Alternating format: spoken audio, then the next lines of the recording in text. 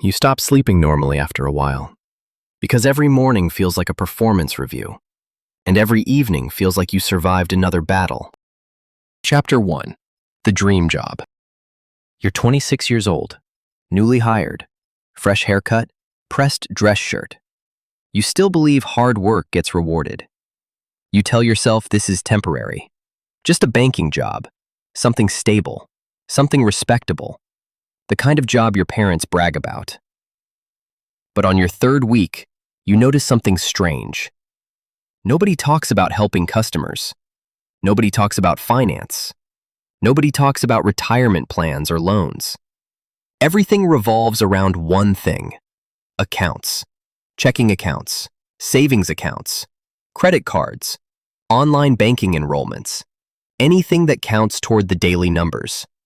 You hear the phrase constantly: cross-sell. At first, it sounds harmless, until you realize the entire building runs on fear. Chapter 2. The number on the whiteboard. Every morning starts the same way. 7:45 a.m.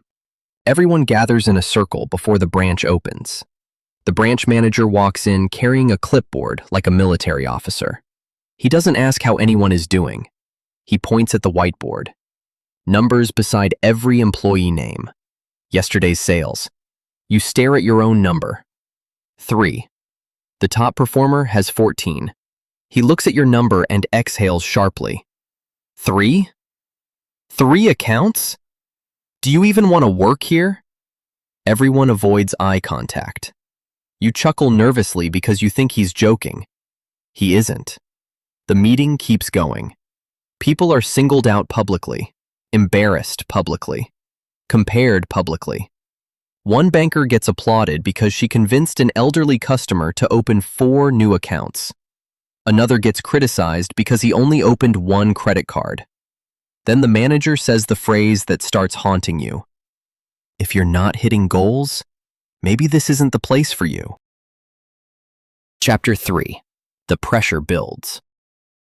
At first, you try to do things honestly. You genuinely help customers. You explain fees carefully. You refuse to pressure people, and your numbers stay low. That's when the coaching sessions begin. Your manager calls you into the office. Glass walls, fake motivational posters, corporate smile. Then the tone changes. You're too soft.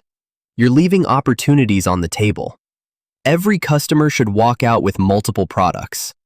You explain that most customers don't actually need more accounts. The manager leans forward. Need? This isn't about need. This is about performance. Then comes the threat hidden inside polite language. I'm trying to help you succeed here. But corporate watches these numbers closely. You start hearing stories. Employees getting written up. People fired after missing targets for too long. Workers crying in break rooms. Managers calling employees on weekends demanding numbers. One banker whispers to you, "Nobody survives here honestly." You laugh awkwardly, but he doesn't laugh back. Chapter 3. The first fake account. One afternoon, the branch is nearly empty. Rain outside. Phones quiet. Your manager walks over holding paperwork. He places it on your desk casually. Customer forgot to sign for online banking. Just finish it. You look at the forms. The customer already left. Something feels wrong. Shouldn't they be here for this? The manager shrugs. It's harmless. Everybody does it. You freeze, because suddenly everything clicks. The impossible sales numbers, the pressure, the fear. You realize some employees aren't selling more. They're creating accounts customers never asked for. The manager notices your hesitation. Then comes the line. Do you want to be part of the team or not? Your stomach tightens. Because this isn't just about ethics anymore. It's survival. Rent, bills, health insurance, your career. You stare at the computer screen, and slowly, you click. Chapter 4. Normalization. The terrifying part isn't the first fake account. It's how quickly it becomes normal. At first, you justify it. It's temporary. It's only online banking. No one gets hurt. Then the goals rise again. More pressure, more meetings, more threats. Soon employees are opening savings accounts customers don't know exist, credit cards without clear permission, PIN numbers reset secretly, fake email addresses created, entire households turned into sales opportunities. The branch becomes psychologically warped. Good employees leave. Aggressive employees get promoted. Managers celebrate numbers while pretending not to notice how they're achieved. And the culture spreads everywhere. District managers visit branches demanding higher targets. Conference calls become public humiliations. People compete out of fear. Every conversation becomes transactional. You stop seeing customers as people. You start seeing them as numbers, potential accounts, potential quotas, potential survival. Chapter 5. The Guilt. Then customers start coming back angry. An elderly man discovers unexpected fees. A woman finds out she has a credit card she never opened. Someone's credit score drops unexpectedly. You sit across from them pretending to investigate, but inside, you already know what happened. The worst part? Sometimes you recognize the accounts. Sometimes you created them yourself. You go home exhausted. Not physically, morally. You stop telling friends what you do. You stop feeling proud wearing the company logo. The branch atmosphere becomes toxic. Everyone's paranoid. Nobody trusts management. But nobody speaks openly either, because people who complain disappear quickly. Transferred, fired, pushed out. And corporate still keeps demanding more. Chapter 6. The Breaking Point. One morning, a coworker breaks down crying before opening. She's a single mother. Her numbers are low. The manager tears into her in front of everyone. "You're making excuses. Other branches are outperforming us. Figure it out." She leaves the room shaking.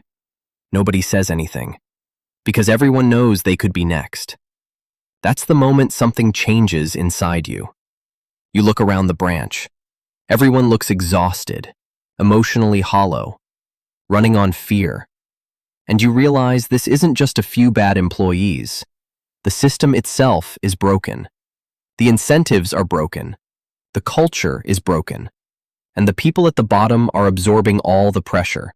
Chapter 7. The Scandal Explodes. Then the news breaks.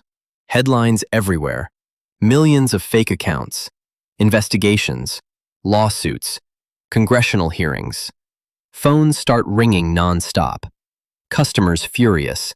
Employees panicking. Managers suddenly pretending they never encouraged any of it.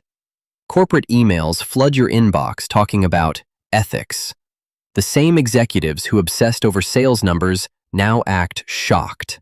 Branches hold emergency meetings. Everyone's told to direct media questions upward.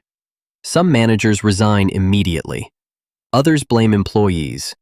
People who once demanded impossible targets suddenly say, "We never told anyone to do anything unethical." And hearing that makes your blood boil.